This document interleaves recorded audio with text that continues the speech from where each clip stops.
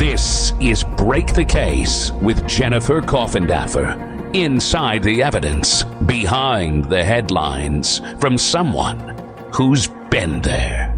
Here now, Jennifer Coffindaffer. True crimers, welcome to Break the Case. I'm your host. I'm Jen Coffindaffer. I'm sorry for being a few minutes late. I was actually working on a case that we're going to present tonight on Cuomo, and it's regarding the terrible elderly abuse, fraud type cases.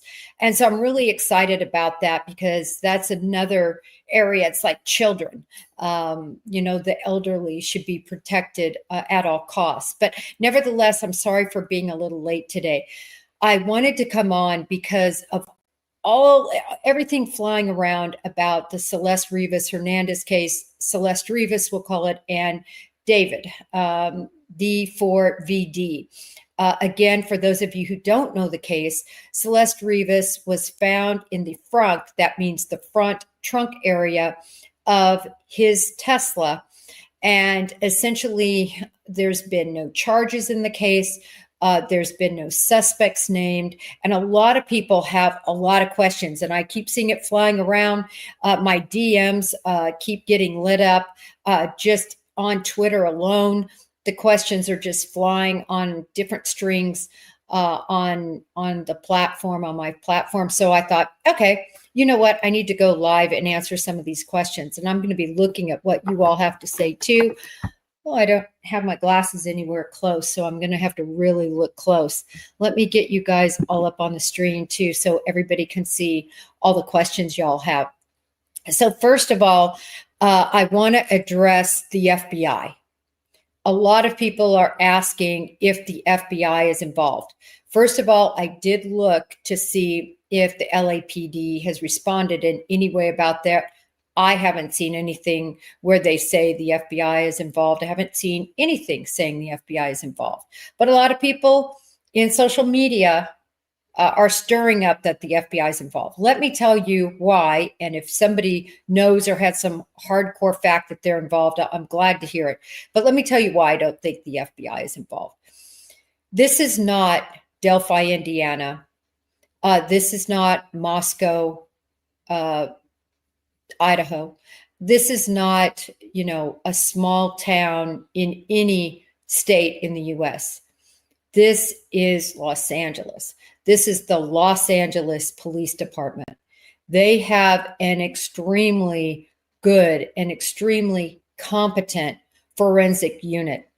They actually work on retrieving passwords that other people can't retrieve. They work on completely doing an analysis of cellular phones and of all digital electronics, whether that be an iPad, whether that be a laptop, a computer of any sort. They will have the capability to handle any sort of forensic analysis. Is the FBI very good too? Absolutely.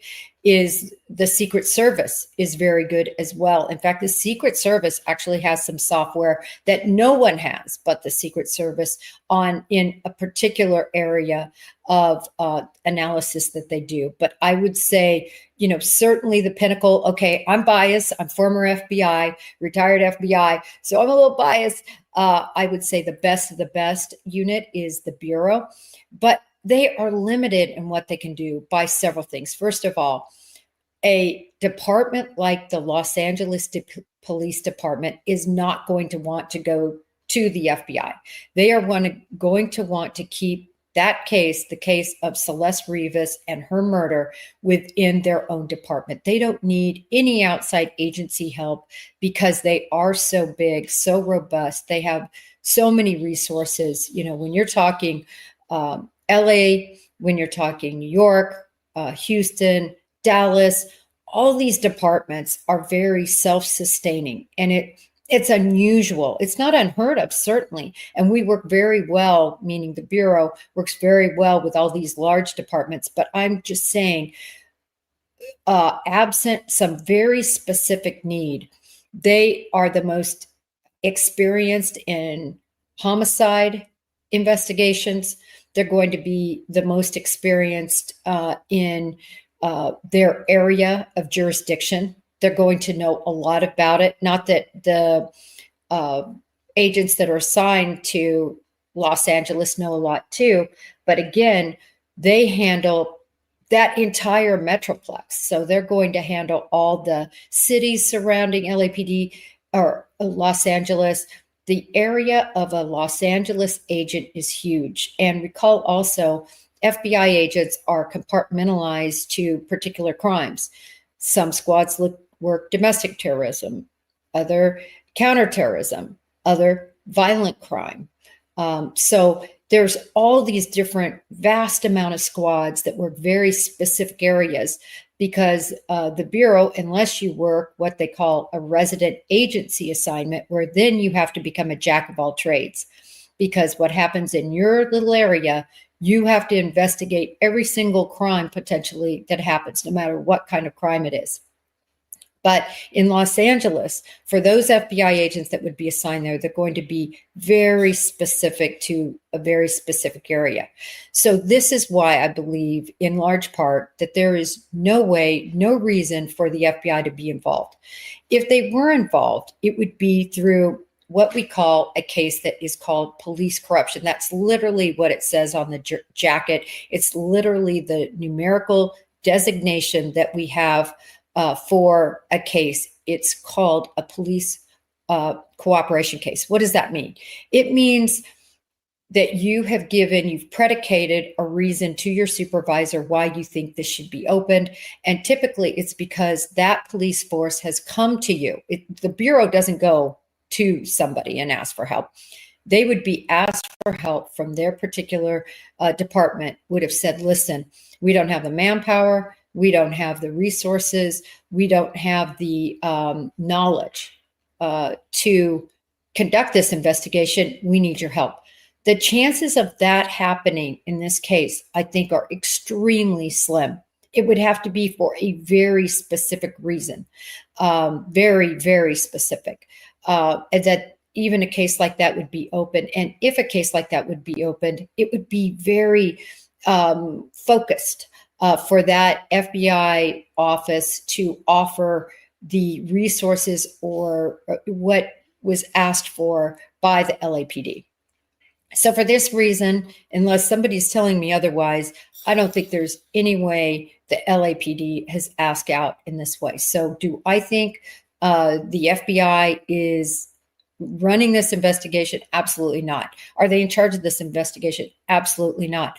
Are they assisting in any way? Very small possibility, as I said, only if it's something that literally the Los Angeles Police Department believes they cannot do. Like they just don't have the software or they don't have the expertise. That would be the only way. And to me, the only possibility would be in forensics, the evaluation of all of these electronics. And again, I would find that pretty remote. Remember, most of these departments go to the FBI for their training. They send their forensic analyst folks back to Quantico or to particular training programs for that purpose. So they're going to likely be FBI trained, if you will, the people working in Los Angeles. So anyway, for all those rumors and all those people speculating that's my take on that. Again, I want to touch on just a couple of things. Celeste Rivas, it's come out a lot. Yes, she was known to run away. She's run away several times, went back home. I think many of us, and I've covered this in another live, we've actually seen her back home, in a fight with a neighbor, screaming when she was reported missing. So we know that she kind of went missing, but would kind of be back and forth. We know when she was missing, she was seen with David, D4VD. We this isn't difficult, other than the one that TMZ initially came out with and said was her at a concert that has been debunked. It was debunked within about 12 hours because that person came forward and said, no, this is me. Other than that, we have seen so many recordings, videos, lives, streams, of them together.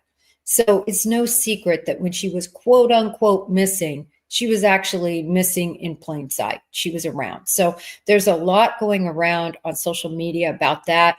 That's all pretty accurate. You would have to look at the particular sightings, but I can tell you if you go on Twitter or certainly if you check my platform, I've posted all of the ones that are accurate, and the ones that aren't, I've posted why they are or are not accurate. So again, lots of sightings of them together. This is just, I wanted to post a picture of David. That's him. This is her, because there's a lot of other pictures going around, and I just want to make it clear what they look like. For those of you who don't know, Celeste Rivas was laid to rest. Her remains were laid to rest this week. I believe it was on the 6th. And, there was a service for her. And, it's just a sad situation, this whole case, in my opinion, because there's zero answers. There was a lot made out of, and I posted it too, because I think it's very important to note that David, D4VD, has not been named a suspect. And that's really important to know. He has not been named a suspect, nor has it been said that he is, he's not on their list of not being considered as a suspect. In other words, he's not been, on the list of non-consideration. He's very much considered. I still think they're very much looking at him, but they haven't officially named him. Why? This is very important too.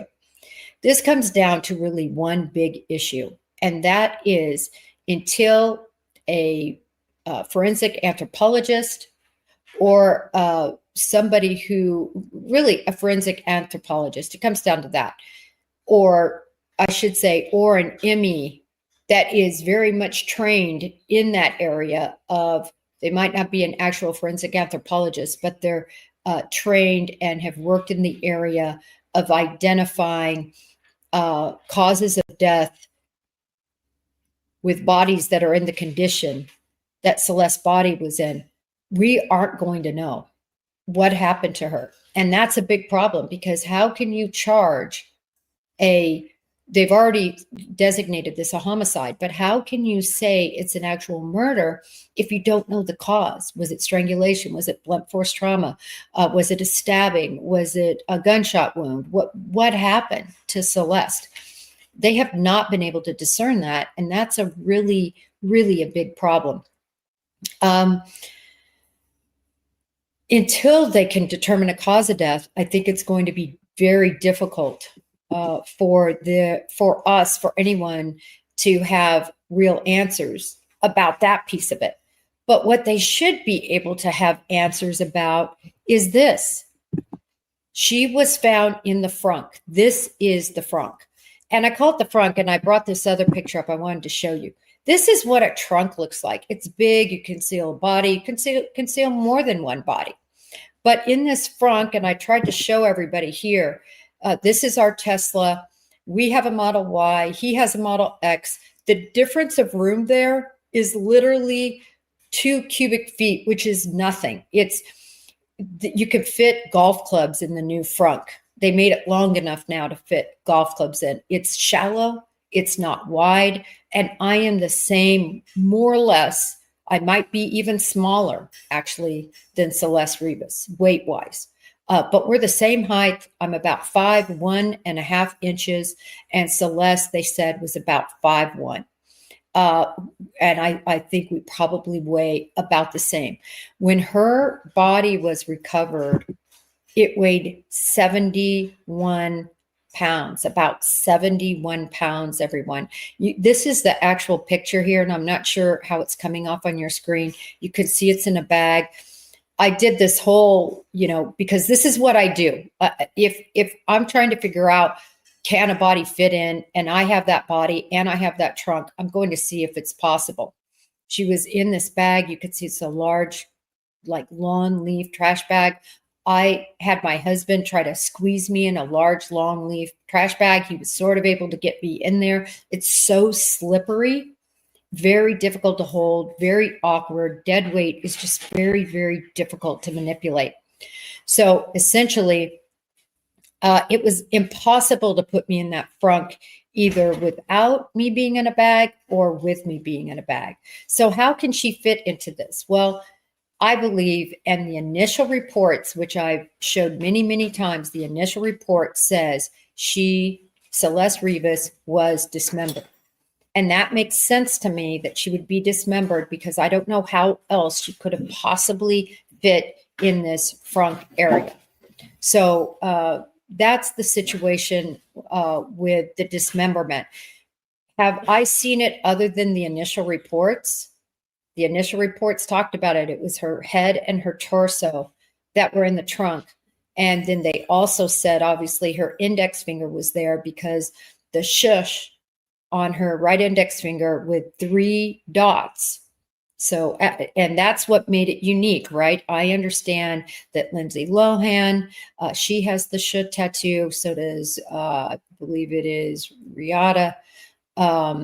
They also have that, but this has the 3 dots after, and that's just one area that shows the connection between David and Celeste. What a big piece of news that I think came out this week is that David has property in Texas, and purportedly he has transferred the title and deeds of those properties in the name of his mother. I find this extremely significant. I actually find it very significant, everything he's done. He canceled his entire tour schedule. I think that is very odd. It doesn't make sense to me that if you have absolutely nothing to hide, you were out of town when whatever happened to Celeste happened, you're not in control of your car because you leave things behind. He was touring a lot. I've posted his schedule numerous times. This guy was a busy dude. He was barely around in Los Angeles in August. He had an extremely busy tour schedule. In fact, he was in concert the night they found her body. I remember watching snippets, I believe, of that concert that exact time. So, he's a busy guy. And so for him to cancel everything, I think is really big. Because remember, according to everything we know, back in August was the date of a ticket on that vehicle, that it was abandoned. She was found in September. So, in other words, as I've always said, and I've said it several times here, wouldn't you notice your $100,000 Tesla missing? And if you're not going to notice this, would you notice that a girl you've been involved with is missing? Just very odd behavior. Then you cancel everything. He canceled literally every concert here, and he canceled every concert in Europe. That is big bucks, people. Likely millions. I don't know. I don't want to, let me not speculate on things I don't understand, but it's a lot of money on those tour dates. And he just stopped cold. I find that very interesting. Most people, even when they're guilty, sort of carry on with their lives.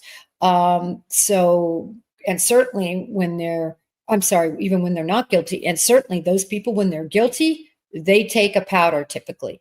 And he has really taken a powder. He moved out of his mansion.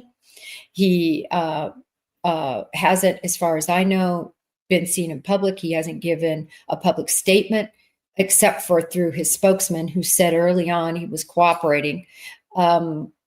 He's acted, in my opinion, he's acted guilty. That's my opinion.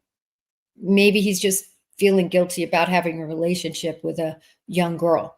Again, as I've said before, unless they have video, unless they have photographic evidence, unless they have text messages or written information regarding a sexual relationship, that's going to be very, very hard to prove in a court of law. So where does that leave law enforcement? That leaves law enforcement with saying, at this point, I don't know the cause of death. I don't have, if they don't, any information, photographic, video, or otherwise, that they had a sexual relationship, so I can't take him in on those charges. I mean, they could just be good friends. I'm not saying I buy it. I'm saying what they have to prove beyond a reasonable doubt in a court of law. They don't have that, in my opinion, to prove their sexual relationship. And then number three, you have, desecration of a body, hiding a body. These are separate charges. You can't do to a body what was done to Celeste, meaning, put her in a trunk. Even if she wasn't dismembered, you can't put a body in a trunk. It's illegal. So who did that? Why aren't we seeing charges against who did that? The Tesla is a computer on wheels. This thing can do so many things, but as I've explained, you can disable a lot of the functions of a Tesla, including it's called Sentry, CENTRY mode on your computer screen to take down a lot of the functionality. So I don't even know what was actually functioning at the time that she was put in that frunk. Certainly, if those cameras were working and Sentry mode was up and going, certainly it would have captured that. But was the person all in black? Black mask, black over their hair, full body outfit. Were they in a situation where they would be unrecognizable? Especially if they didn't have big furry eyebrows. In any event, that's where law enforcement is left. And that's why I think nothing has happened at this point. What I really fear is that this case will just go away, like so many other murder cases. I posted today about a 20-year-old murder case, fully identified. It was a homicide. She was murdered. She was left on the side of a road.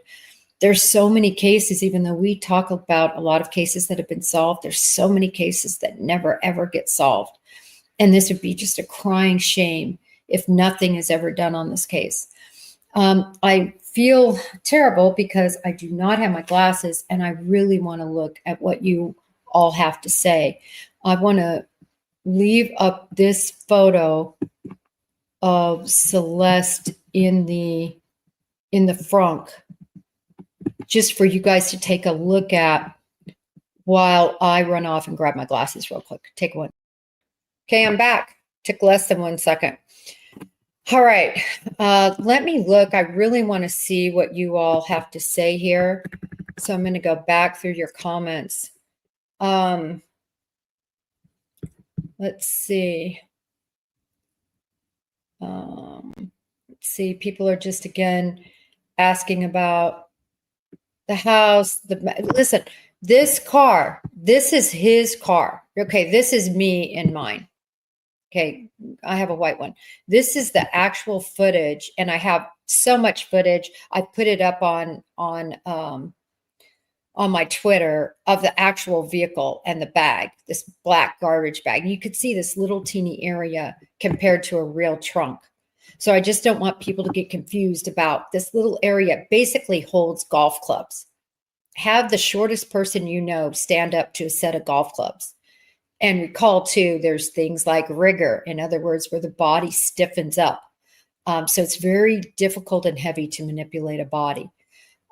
Yes, she is still inside this bag in this photo. And it is so sad. Even, I'll tell you, doing that demonstration about how difficult it is to get somebody 5'1" in a huge, gigantic garbage bag. And I was cooperating. I was trying to crunch up. I was trying to move my head down. She would obviously have not been doing that because she would have been deceased. So she would have been stiffer and it would have been very difficult to manipulate her.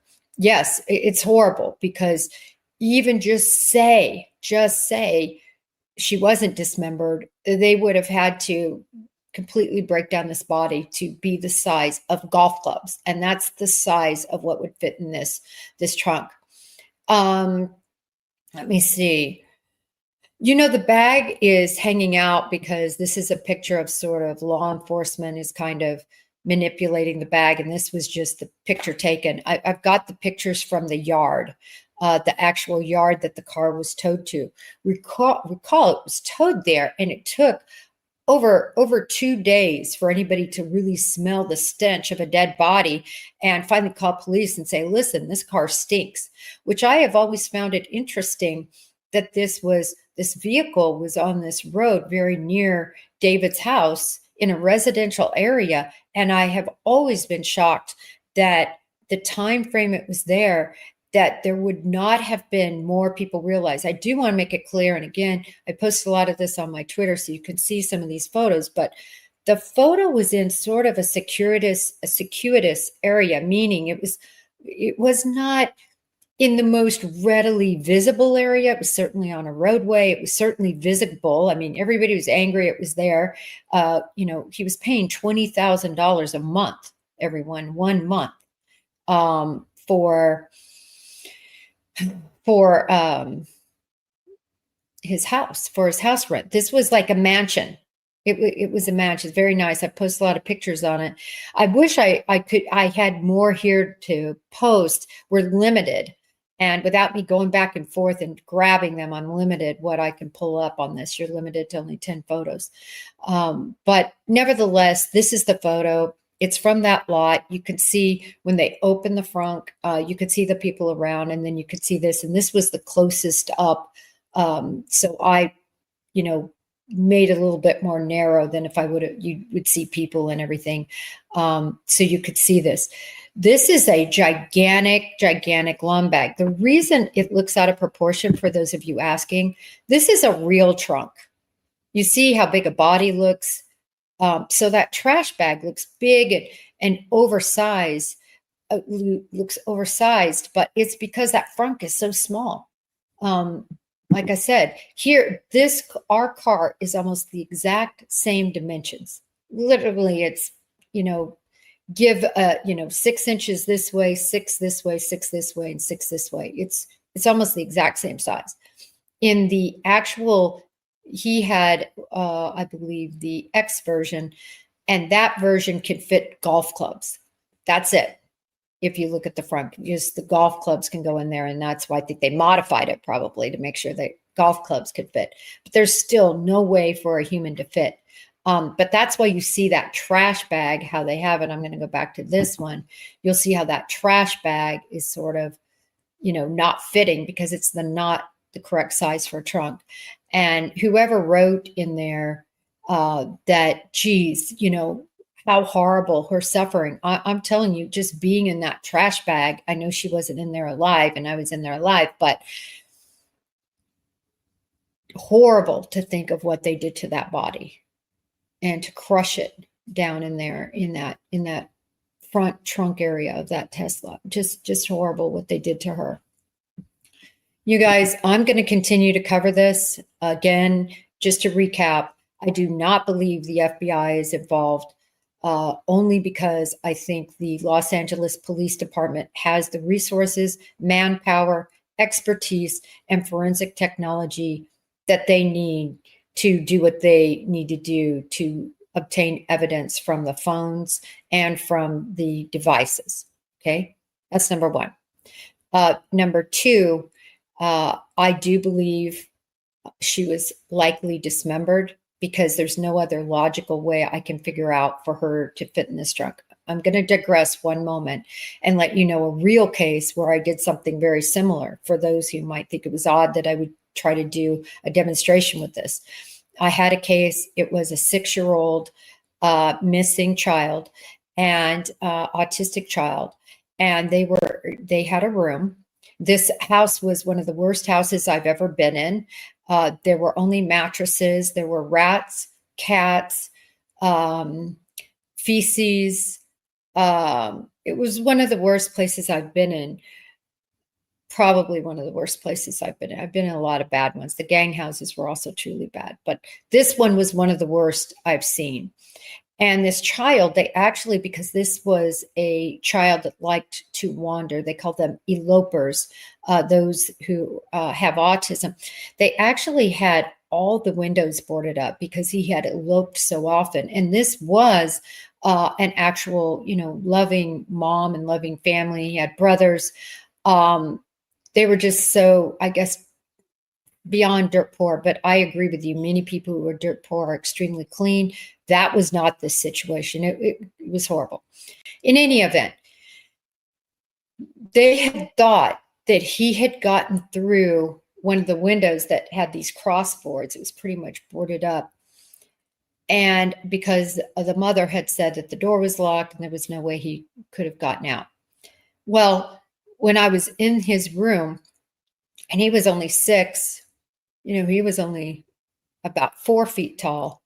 I tried to jump up onto that windowsill, go through this little teeny area where it was kind of boards were like this. And then, I looked what it would be to jump down. Well, there was a huge fire ant pile right below the window. It was gigantic and it was completely undisturbed, completely undisturbed.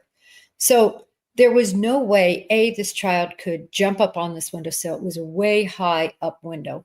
Number 2, there was no way he could fit through the wood that they had like this. And number 3, there was no signs that he had done that because the fire ant pile was in perfect shape.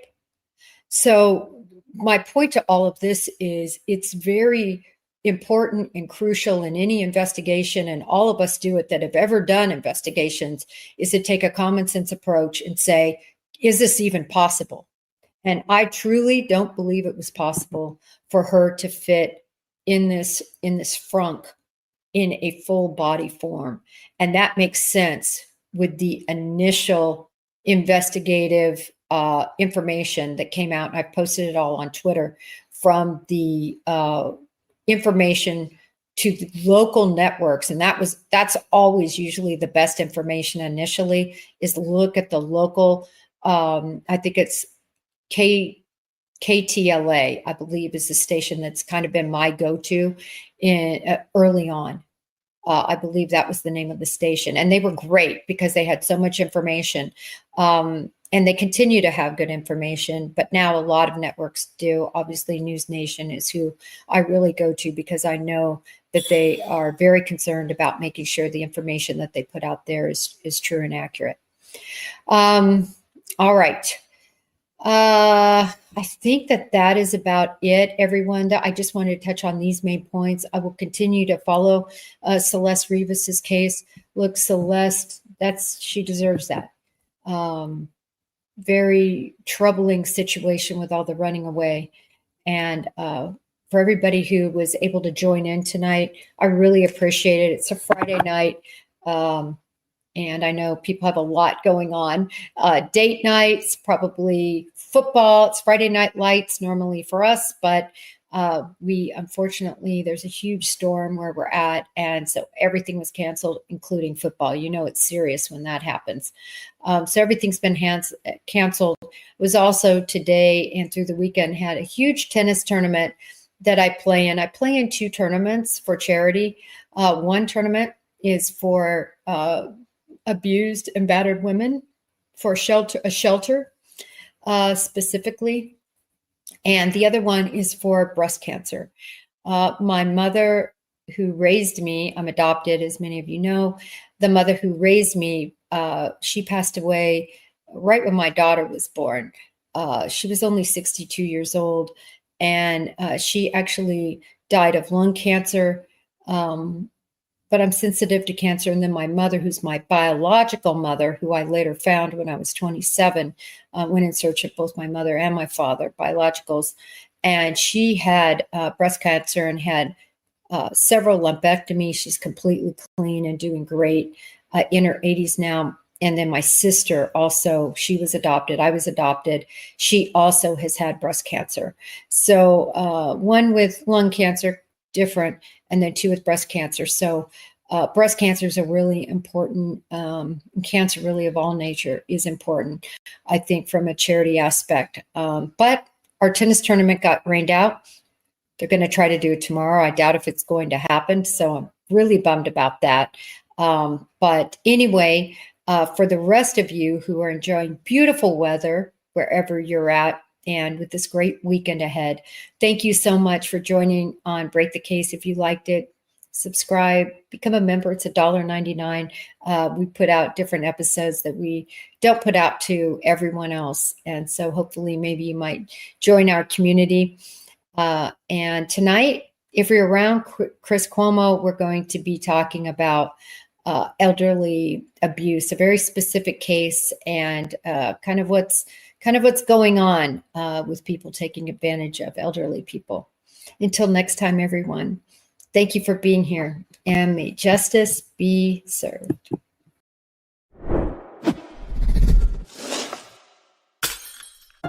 Want to break the case with Jennifer Coffindaffer even more? Then press subscribe right now and join Jen on YouTube. Just search Break the Case with Jennifer Coffindaffer now.